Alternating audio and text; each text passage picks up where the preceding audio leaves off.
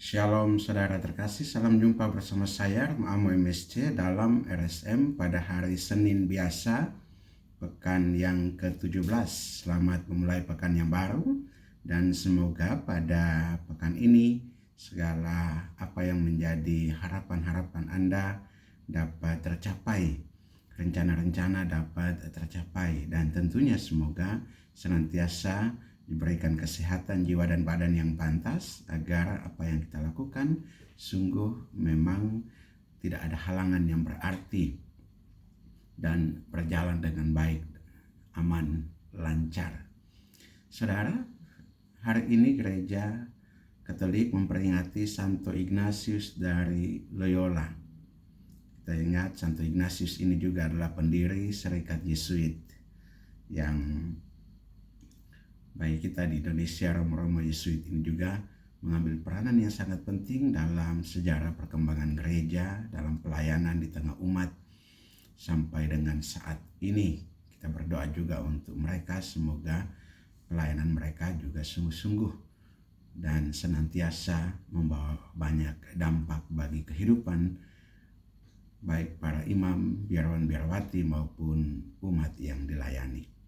Hari ini kita merenungkan firman Tuhan dari Injil Matius pasal 13 ayat 31 sampai 35, perumpamaan tentang biji sesawi dan ragi.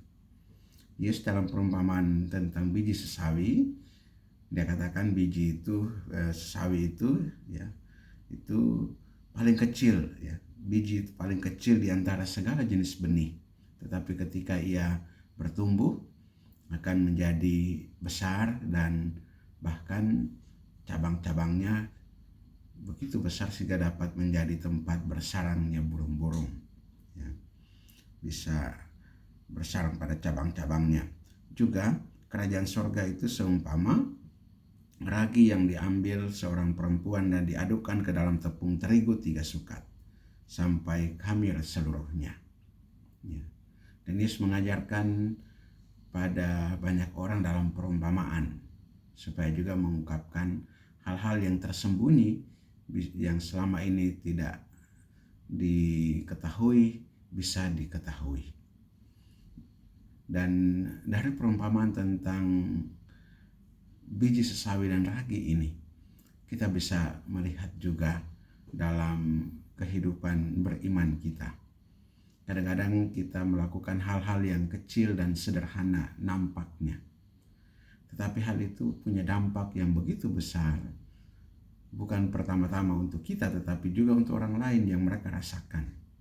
Kita barangkali menganggap enteng, menganggap remeh, biasa saja. Saya biasa berbuat baik, saya biasa berderma, saya biasa memperhatikan orang-orang lain. Saya biasa juga memperhatikan orang kecil, misalnya kalau kita katakan demikian untuk diri kita. Tetapi hal-hal kecil yang kita lakukan itu punya kesan yang positif, punya dampak yang positif bagi orang-orang yang merasakan di sekitar kita. Dan hal-hal kecil inilah dengan iman yang kecil, dengan hal-hal kecil yang kita lakukan, tentunya juga dengan suatu penghayatan bahwa yang kita lakukan ini untuk Kristus. Kita lakukan ini untuk Yesus yang hadir misalnya dalam diri orang-orang kecil, atau untuk Allah yang hadir di dalam alam semesta ini. Ketika kita misalnya perbuatan kecil tidak membuang sampah sembarangan, tetapi menempatkan sampah pada tempatnya. Misalnya hal-hal kecil seperti itu tapi punya dampak besar untuk lingkungan yang terawat dengan baik. Dan juga atau kita memberikan kepada orang-orang di sekitar kita barangkali beras sebutir atau apapun, tentunya itu juga akan sangat berarti bagi orang lain.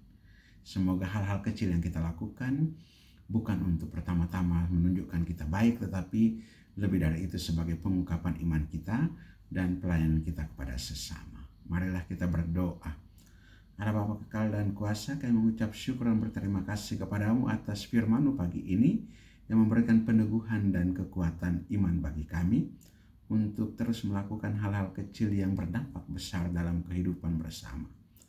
Dan kami mohon urapi Urapilah kami dengan kuasa Roh Kudus-Mu agar apa yang kami lakukan itu juga sungguh-sungguh kami lakukan dalam penghayatan iman kami akan kasih dan kebaikan-Mu, karena Engkau campur tangan dalam seluruh kehidupan kami.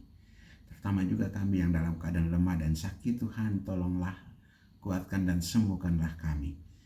Pulihkanlah kami agar kami dapat beraktivitas seperti biasa. Itu juga kami yang dalam keadaan kesulitan karena berbagai persoalan pergumulan hidup, Tuhan teguhkan dan kuatkanlah kami dan tunjukkanlah jalan untuk keluar dari setiap persoalan pergumulan ini agar juga kami dapat memperoleh kasih dan kebaikan daripada-Mu. Kami juga dapat meneruskan kepada orang lain dengan sukacita. Demi Yesus Kristus Putra-Mu Tuhan dan Juru Selamat kami yang hidup dan berkuasa bersama Dikau dalam persatuan Roh Kudus Allah sepanjang segala masa.